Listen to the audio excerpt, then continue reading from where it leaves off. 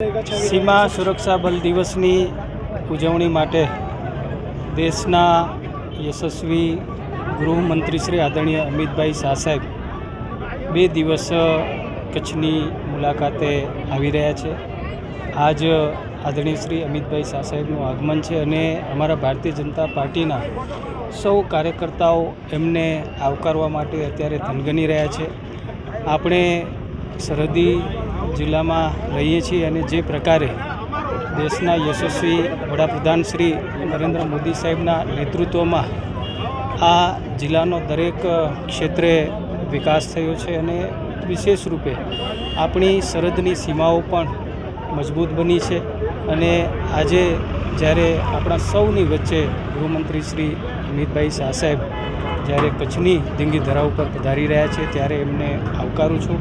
અમારા સૌ કાર્યકર્તાઓ પણ એમને આવકારવા માટે અહીંયા સજ્જ થયા છે। અમિતભાઈ શાહ એ દેશ નહીં પરંતુ દુનિયાના એક નેતા કહેવાય એ પ્રકારનું નામ છે અને ગુજરાતી છે। એ ગુજરાતી તરીકે ને કચ્છી તરીકે જ્યારે અમિતભાઈ કચ્છ પધારી રહ્યા હોય ત્યારે સ્વાભાવિક રીતે હરેક કાર્યકર્તાને એક હરખ અને ઉલ્લાસ હોય। એના ભાગરૂપે આજે જ્યારે અમિતભાઈ કચ્છ પધારી રહ્યા છે તો ભારતીય જનતા પાર્ટીના સેંકડો કાર્યકર્તાઓ મોટી સંખ્યામાં અહીંયા ઉપસ્થિત રહી અને એમનું કચ્છી સ્વાગત કરવા માટે એમને આવકારવા માટે અહીં જનમેદની ભેગી થઈ છે।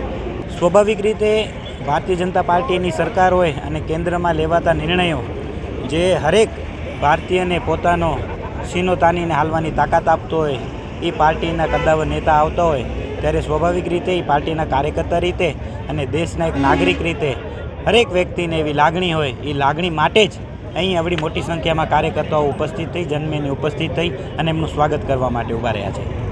આજે જ્યારે ગુજરાતના સપૂત અને દેશનું ગૌરવ માનનીય શ્રી અમિત શાહ કચ્છની ધરા ઉપર ભુજ પધારી રહ્યા છે ત્યારે અમે એને ભારતીય જનતા પાર્ટીના બધા કાર્યકરો અને ભુજની શહેર અને તાલુકાની જનતા જે એમને ઉમળકાભેર વધાવવા માટે અહીં અમે ઊભા છીએ અને ખૂબ અમે લાગણી એવી પ્રગટ કરીએ છીએ અને ખુશિયાલી વ્યક્ત કરીએ છીએ। અમિતભાઈ જ્યારે કચ્છની મુલાકાત આવી રહ્યા છે કેવું લાગી રહ્યું છે, કેવો અનુભવ આવ્યો?